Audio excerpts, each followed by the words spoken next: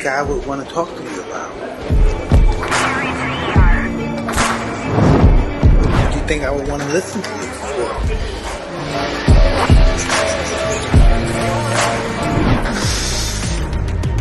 The first guys in the world who get beaten by life. You said that was easy, huh? That was so easy, huh? Wow.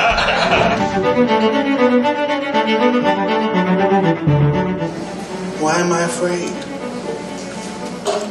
I'm successful, I had some hard times, but I came back.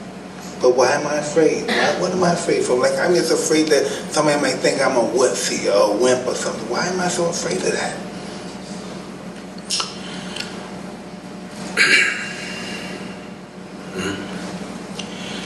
We need to understand this. This has been hugely misinterpreted and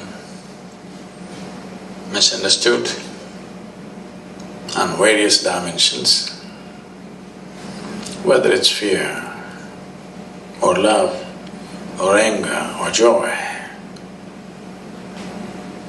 We need to understand it's not about something, it's by itself. It is not that there must be something that you must be afraid of. It is not that there must be somebody that you are in love with. It is not that you are happy about something or miserable about something. You can be simply miserable. Hello? Thanks. Or you can be simply happy. You can simply sit here just by yourself and be very loving. You can sit here and be terrified about nothing. Because human experience is not created from outside. Human experience is happening from within.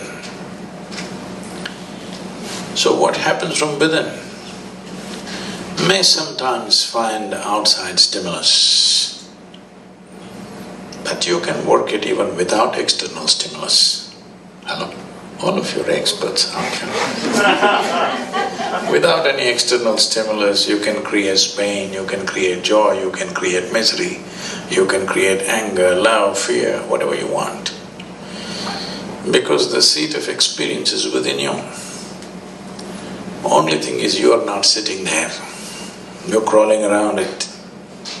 You're supposed to be sitting there on the seat. If you are sitting on the seat of your experience, you would decide what should be the nature of your experience.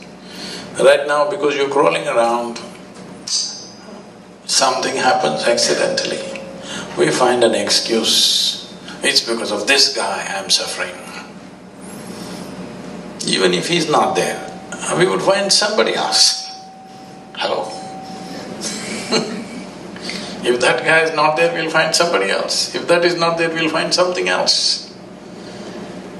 So, this is not about something. This is about that you have not taken charge of the seat of your experience, that's all. You just need an excuse. And the world will, of course, the world is quite enthusiastic about providing you the excuses. It will. They will provide lots of excuses.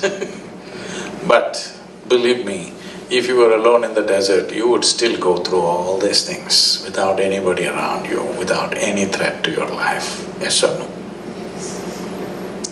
So, this is the fundamental flaw with life. Instead of fixing myself, I want to fix the whole world. Well, do what you want. You can't even fix one more person absolutely in your life. 100%? Did you get anybody ever just the way you want, 100%? If at all, if you're looking for that kind of success, 100%, you can only try with this guy. Try anybody else, you will fail. Yes or no? Hello? try anybody, you will definitely fail. There's only one. This one, you could do him 100% the way you want. If you manage this one the way you want, where is the question of fear, suffering, misery, all this? This is not because of situations. This is because of the state we are in. Because no investment has been made for the being. First of all, we must decide, are we human beings or are we human creatures? The difference between a creature and a being is, a creature is a consequence of compulsive reactions to everything around us. That's a creature. A being means you know how to be. If you knew how to be, would you be blissed out? Or would you make yourself fearful or miserable or what? What's your choice? You must choose, I'm going to bless you, just…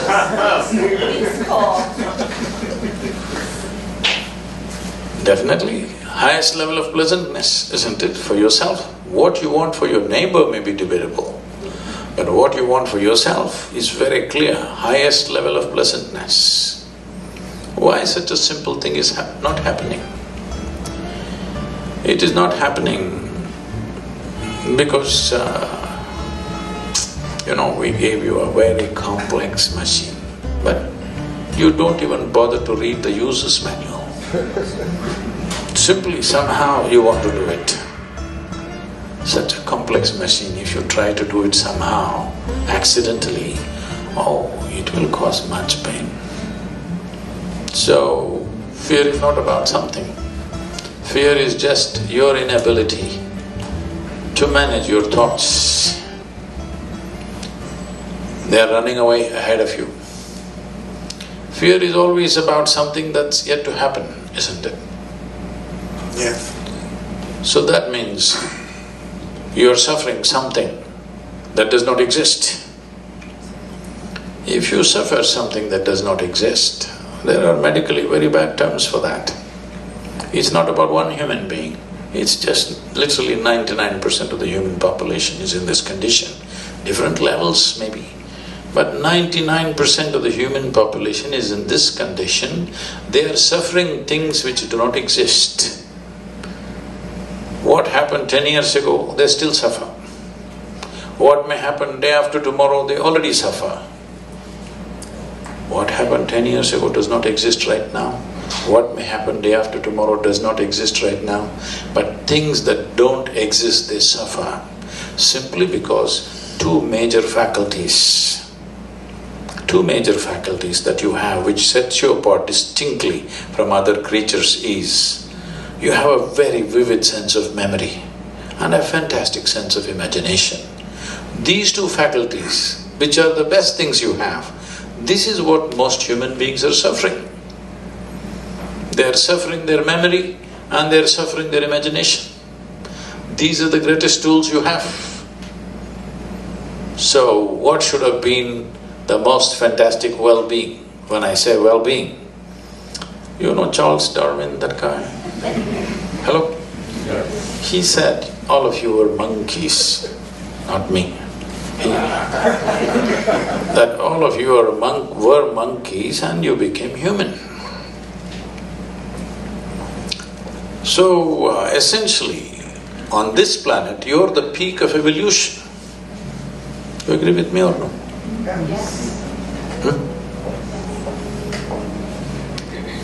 So if you are the peak of evolution, that means you have come with the highest level of faculties. Because there are so many possibilities of being human. Because your life is not fixed like that of a creature. When I say not fixed like a creature, for every other creature, nature has drawn two lines within which they live and die. The reason why an animal's life looks so much simpler and better is because there are no possibilities.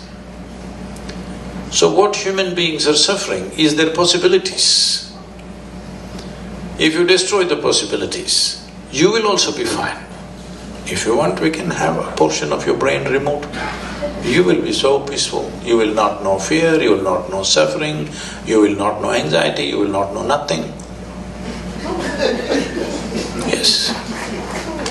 All we have to do is take away the possibilities.